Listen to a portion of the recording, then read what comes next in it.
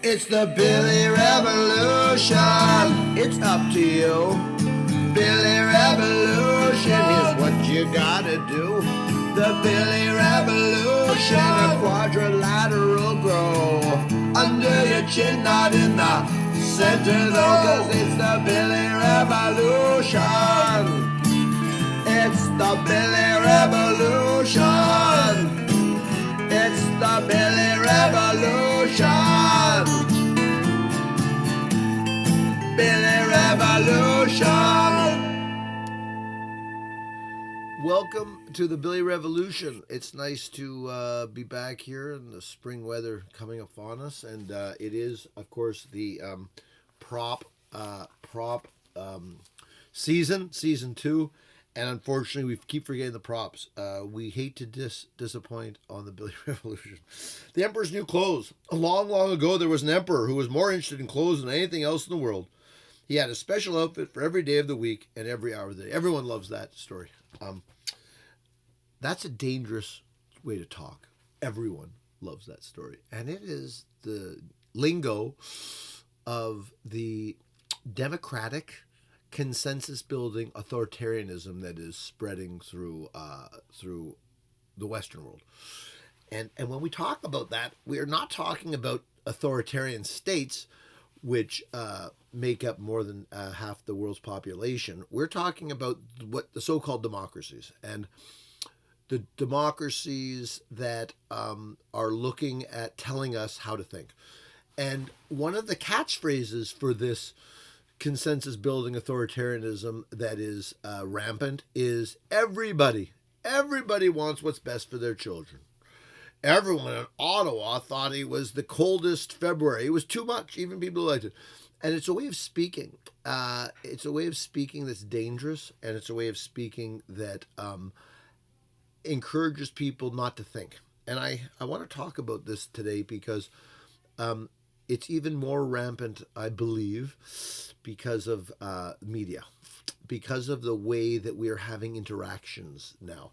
So an interaction where we are spending some time in a coffee shop or at someone's home having conversation and making arguments and debates, we're losing some of that, and that people are getting maybe the same amount of gratification, the same amount of from just tweeting out something or just posting something, 2 sentences on Facebook. And what can start to happen is we can start to think we have a fully fleshed idea, that we've thought about the ramifications of our point of view, and that our actions are likely going to fall behind, and it makes it too easy for very odd thinking to get into the public sphere.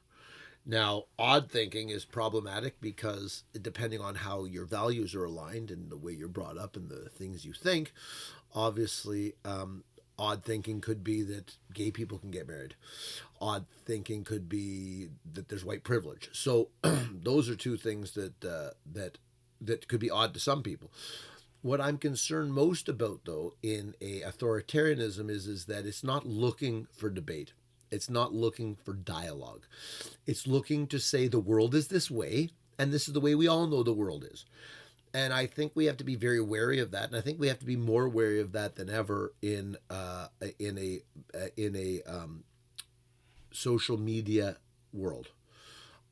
So what I'm suggesting is that if you get to the end of the Hans Christian story, you have only one person is willing to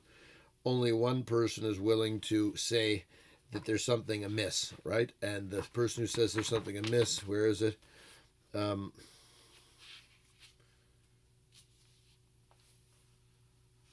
But he hasn't got any clothes on. And though his mother hushed him quickly, which we're being hushed all the time, right? We'll be hushed constantly.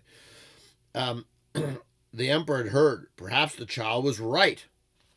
And I think that is where we need to be. I think we all need to think about being that child who says, wait a second, not everybody thinks this. Not everybody believes this. And that language is offensive. And that language is offensive because it's a pseudo consensus building authoritarianism that shuts down dialogue, that shuts down critical thinking, and that shuts down an opportunity for us to really make movement towards living our ideals. At the Billy Revolution, we're constantly trying to improve and constantly looking for dialogue. We are hoping, looks like season 3 may not be, but season 4, we're looking for people who want to be interviewed on different topics for season 4.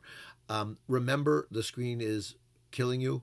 Remember that you aren't turning to your cell phone every 10 seconds because you want to, but because you're addicted. Have a beautiful week. And remember, be that little child, please. You and I are quite alike. You drove your car, baby. I brought my bike. You know that it is such a funny game when we pretend we're just the same.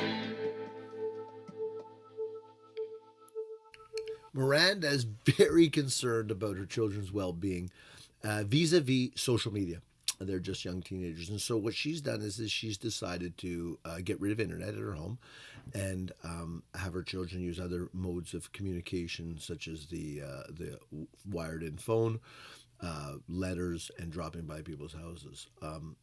David is concerned about his 14-year-old son and his use of social media, so he's limiting his use to 3 hours a day. They're doing the same thing. It's the Billy Revolution. It's up to you. Billy Revolution. Here's what you gotta do. The Billy Revolution. A quadrilateral grow under your chin, not in the center though, 'cause it's the Billy Revolution. It's the Billy Revolution. It's the Billy Revolution. Billy Revolution.